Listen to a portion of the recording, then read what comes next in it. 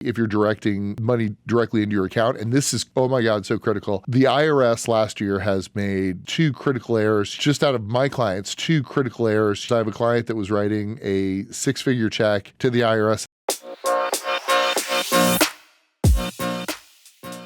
So the things that most people are going to need when you're filling out your tax returns, doing your taxes, gosh, I just dating myself, that older guy, when you had to actually fill that out in paper form, that was brutal. But now it's almost all electronic and some information that you're just going to need. And this information is easily available on the web through any of the IRS websites or any H&R Block into it. What you're going to need, personal information, starting off with obviously social security numbers for you as well as your spouse and your dependents. It is very, very important that you have a copy of your last year's tax return. That last year's tax return has a lot of numbers you're going to need for proof of identity in a lot of cases. Get one for if you're married now and you weren't married last year, make sure that you have all the tax information from your spouse. Bank account numbers and routing numbers, especially if you're directing money directly into your account. And this is, oh my God, so critical. The IRS last year has made, just out of my clients, two critical errors, huge errors. I have a client that was writing a six-figure check to the IRS, and they wrote it to the IRS, and it came in as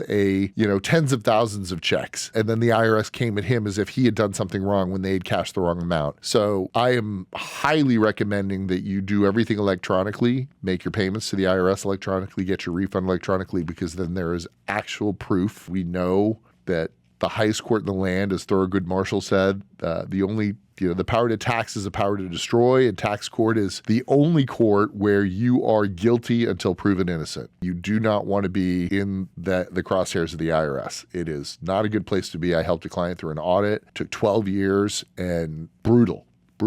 Everything that you can think of, all the bad things you can think of, and then some. Don't get on their audit trail. Make sure you have information about your income. You should have by now received all of your tax forms, whether it's 1099s, your W-2s, 1099-Cs, which is for cancellation of debt, 1099-G, that's for unemployment insurance, state or local refunds. You've got 1099 miscellaneous forms for you and your spouse, and that's going to be for any of that independent contractor work that we were talking about before. 1099-R, these are distributions from IRAs and retirement plans, especially if you have actually rolled over money. If you left an employer and you took that money out of the retirement plan and you rolled it directly into another retirement plan, you need to make sure that you have both of those tax forms. You're going to need that 8606, which is the distribution form, and a 5498, which comes from the other place where you put the money back in. Match those off so it doesn't look like it's a distribution. Otherwise, you could be hit with early distribution 10% penalty plus ordinary income on that money that you pulled out. So you do want to avoid that. 1099-S forms for income from the sale of any property. That is probably less and less happening as our housing market has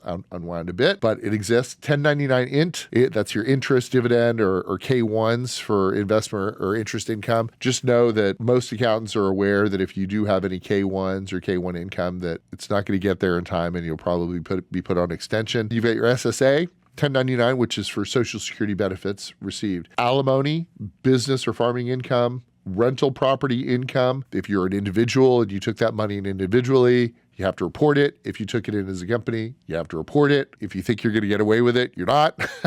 So prior year installment sale information, miscellaneous income from jury duty, gambling winnings, medical savings accounts, scholarship, etc. Adjustments to your income. You've got student loan interest paid, tuition paid for all of you parents out there or otherwise that have 529 plans. There's going to be some forms to that if you took any distributions. Teachers, canceled checks or receipts from expenses paid from classroom supplies. You get some credits, remember? And if you didn't know that, you get some credits. Good news. Records of IRA contributions made during the year. We've discussed that in the past. Receipts for any qualifying energy efficient home improvements. Windows, right? Solar windows. Everyone's been doing upgrades to their houses. Any of those qualifying energy efficient home improvements like solar and windows, etc. Cars, right? Tesla, charging stations. Receipts for medical savings accounts. We've talked about it in the past. We've talked about health insurance. It's a big deal. Medical savings accounts, HSAs, different accounts that are actually going to help you out in the future. Self-employed health insurance payment records, records of moving expenses. Apparently, people have been coming to Texas. You can use some of those moving expenses if you haven't already been reimbursed. Don't double dip. Alimony paid, and then you've got the corporate self-employed retirement accounts like the Keos, the SEPs, the Simples, etc. But if you do get to a point where actually you are itemizing your deductions, then you want to make sure that you have this information on file. So you've got your child care cost. You're going to want to know the provider's name, address, tax ID number, the amount paid. Education costs, Form 1098. Those are education expenses. A lot of times you'll get from a 529. Adoption costs, Social Security number of the child, records of legal, medical, and transportation costs. Form 1098, mortgage interest,